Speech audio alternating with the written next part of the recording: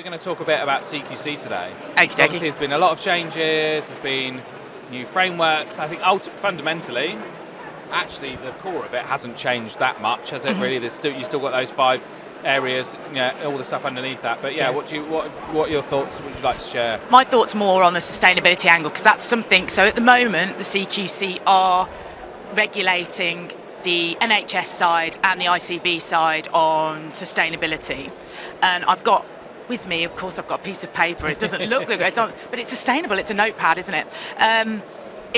The new quality statement that sits under well-led in terms of sustainability, because people haven't done it before and they won't get regulated on it until next year. So this is something the CQC only came out with at the end of March. So it's the 3 points that I would advise providers to be looking at straight away, starting that journey, is people are aware and actively engaged in planning for and responding to potential impact of climate change.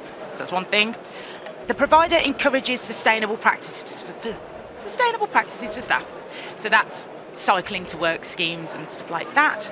We actually give all of our members of staff a refillable flask, so we only boil the kettle a certain amount of times and then they're going out with hot stuff. It's nice things like that you can do. And is the provider working with partners to promote environmental sustainability? Okay. And that's kind of where Grace Cares comes as well, because we work in partnership with the care providers to tick those sustainable goals that they're needing to do. So how does Grace Cares fall into that then? Obviously you do. Do you want to explain what it does? Yeah. I'm just assuming, because I'm assuming everyone should know. Let's pretend that people watching might not know. Yeah, okay, cool. So Grace Cares is a not-for-profit, and we've been set up to avoid the needless landfill waste of care equipment, and we sell that product. We maintain it, we infection control it, and then we sell that product for less the original RRP.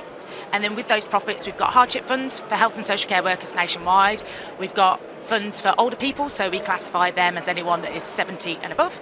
And we also do local community work, so we host afternoon tea parties for older people once a month, and we also go into local care settings and do sustainable activities. So that might be kindness rock painting, bird bath building to help with the biodiversity in the gardens, so anything with a sustainable edge to it. And what type of stuff are we talking about here? The care equipment. So we've got partnerships with 4 NHS trusts at the moment. So Birmingham NHS Trust, the Midlands, South Tees and Mersey Care, and they give us all of their used care equipment. So for instance, we've just had a big delivery of beds from South Tees. Why?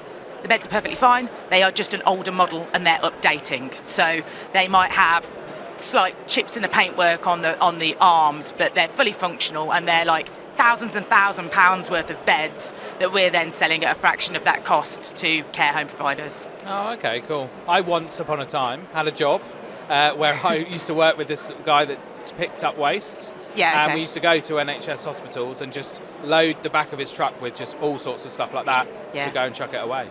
So it's nice to see that they, and it literally was, you looked at the sum and you thought, surely this is all right. I guess they had nowhere to go with it, right? So they had to pay quite a lot of money for this specialist company to come and remove it. Well, the NHS are much further down their green journey than social care is. One, they've got more funding to be able to do that, but they're already towards their net zero 2050 kind of plans. So we fall into that. So we have to give them monthly impact reports on how much equipment was saved, what the carbon was of then that travelling on, and then the social. So ESG is environmental, social and governance. So it hits into the environmental figures they have to show, but also the social, because then we're showing the outputs from what we've raised from selling that equipment and what that has meant that's helped in the community or it's helped the sector as a whole.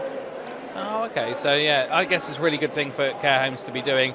Next time you're looking at new equipment, why not check in with you guys and see? It's fully maintained. We're all insured and everything like that, and you can pay to have an infection control certification done on it additionally, if you so wish. But then you've got, for the CQC, you've got evidence that you have been acting more sustainably. We also offer free Caring for Tomorrow series. So I was on an advisory board for DEFRA and RAP, and they were looking at this website. It's a really good website, The Business of Recycling, so people should go on that.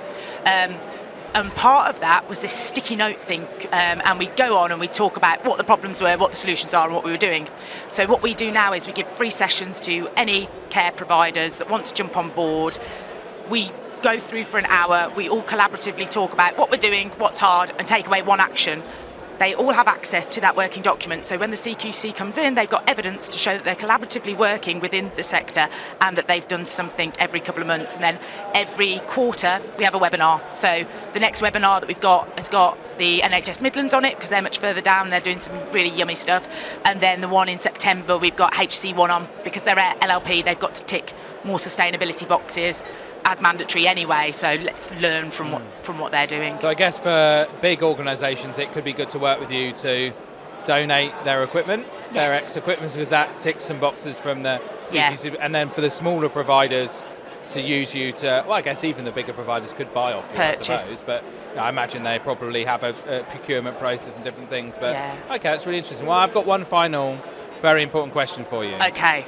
What is your favourite alternative milk? Alternative milk, it's almond. I like an almond milk. It tastes like a treat.